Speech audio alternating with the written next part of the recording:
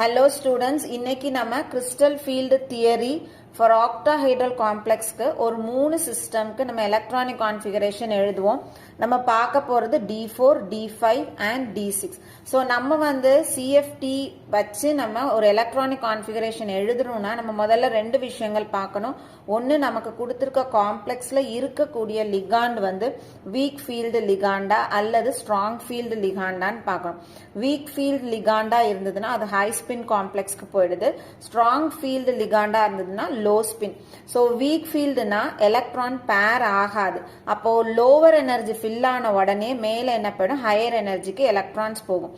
அதே strong field லிகாண்டா இருந்ததுன்னா எலக்ட்ரான் பேர் ஆக ஆரம்பிச்சிடும். கீழே லோவர் எனர்ஜியில் எல்லா மூணு ஆர்பிட்டல்லையும் T2G மூணு ஆர்பிட்டல்லையும் ஒரு எலக்ட்ரான் வந்ததுக்கு அப்புறம் நாலாவது எலக்ட்ரான் என்ன ஆகிடும், பேரிங்க்கு போகும்.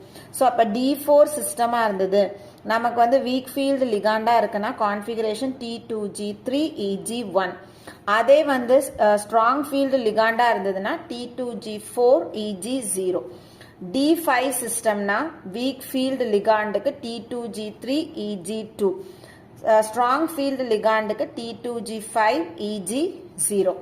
D6 சிஸ்டமா இருந்ததுன்னா வீக் ஃபீல்டு லிகாண்டுக்கு T2G4 அதே ஸ்ட்ராங் ஃபீல்டு லிகாண்டா இருந்ததுன்னா T2G6 Thank you.